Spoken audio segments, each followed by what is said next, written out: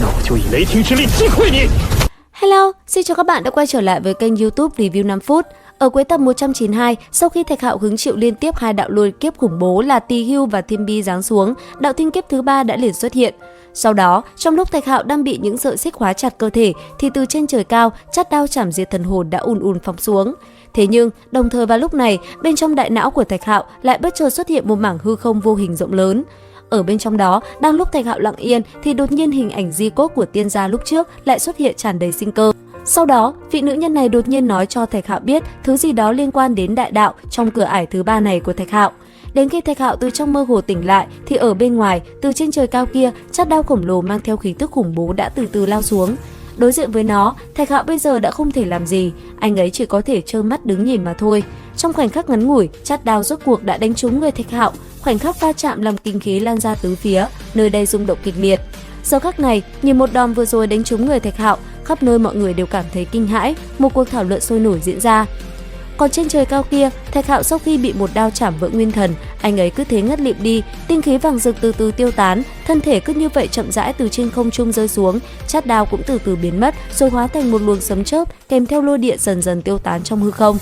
Thế nhưng ở phía dưới, trong tình huống đó, đại não của Thạch Hạo lại dường như có vô số sinh linh đang tấn công. Thậm chí, khi Thạch Hạo bước vào bên trong ảo cảnh, cùng lúc đó còn mơ hồ xuất hiện cả hư ảnh một tên mặc giáp trụ. Sau đó, nó liền phóng thẳng cây thương về phía Thạch Hạo. Đối diện với nó, Thạch Hạo cũng liền vung kiếm thai lên mạnh mẽ đón đỡ. Cứ như thế, một kiếm chém ra, Thạch Hạo liền phá tan nó làm một vụ nổ ầm ầm bạo phát trong không gian mơ hồ kia.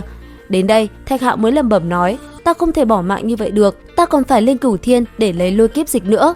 Cứ như thế cùng lúc đó, bên ngoài cơ thể Thạch Hạo, những luồng ánh sáng vàng đột nhiên xuất hiện rồi chảy xuôi vào cơ thể anh ấy.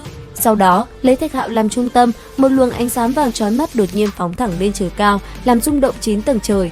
Cứ như thế, Thạch Hạo rốt cuộc cũng tỉnh táo lại. Trên người anh ấy, chiến giáp đen kịt trong khoảnh khắc này cứ như sống lại. Một màu vàng chói lóa từ từ bao phủ lấy toàn thân và phủ lấy cơ thể Thạch Hạo. Cuối cùng, gầm nhẹ một tiếng, một luồng kinh khí cũng liền bạo phát ra xung quanh, màu vàng chói lóa làm sáng cả một vùng trời. Đến khi chiến giáp biến mất, lấy Thạch Hạo làm trung tâm, ánh vàng cứ như thế từ từ tỏa ra. Trong mơ hồ, Thạch Hạo bất chợt mở hai mắt, ba luồng tinh khí cũng liền xuất hiện bao quanh cơ thể. Sau lưng, một cái vòng tròn khổng lồ như biểu tượng cho cảnh giới tiếp theo cũng liền hiện ra. Giờ khắc đó, Thạch Hạo cứ như thế lẳng lặng đứng giữa trời. Rốt cuộc, anh ấy đã chính thức đột phá chân thần cảnh, trở thành một vị chân thần thật thụ. Ở phía dưới, tất cả mọi người đang quan sát đều thất kinh, bọn họ mơ hồ hét lớn nói, vừa mới đột phá mà đã trở thành cao thủ chân thần trung kỳ, tại sao vậy? Dứt lời, một cuộc thảo luận sôi nổi cũng liền diễn ra. Thế nhưng cũng đúng vào lúc đó, Thạch Hạo cũng đã bắt đầu xuyên thủng từng nấc thang trời. Khi Thạch Hạo vừa vào tầng đầu tiên, nơi đây xuất hiện một đám sinh linh trong biển sấm, cờ lớn phần phật, sắc khí thiết huyết ngập trời. Họ tựa như là những lão binh bách chiến bất tử đang từ trong chiến trường đáng sợ nhất đánh về phía Thạch Hạo. Tuy nhiên, chưa để Thạch Hạo ra tay, ở phía dưới Tào Vũ Sinh đã lập tức phóng người lên. Ngay sau đó, từ trong cơ thể hắn, sắc cục mang theo một cái trận pháp tỏa ra, vô số lưỡi đao đã liền phóng thẳng về phía đối thủ phía trước, làm khoảnh khắc va chạm nơi đây như rung động. Thế nhưng từ trên trời cao, rất nhanh lại một lần nữa, một tòa cổ tháp lại xé rách hư không, từ đâu xuất hiện đột nhiên ập xuống. Đối diện với nó, chiến giáp trên người Thạch Hạo lại một lần nữa xuất hiện. Ngay sau đó, cầm kiếm trong tay, một luồng khí tức mạnh mẽ bạo nộ, anh ấy liền lao về phía tòa cổ tháp và chém ra lôi điện, hòng phá nát nó.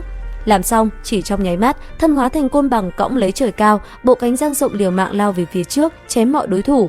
Cứ như thế chỉ trong ít giây ngắn ngủi, Thạch Hạo đã xuyên thủng mi tâm của một tên, hắn đập cánh, hai tên cường địch lẫn tọa kỵ của chúng đều bị xé rách.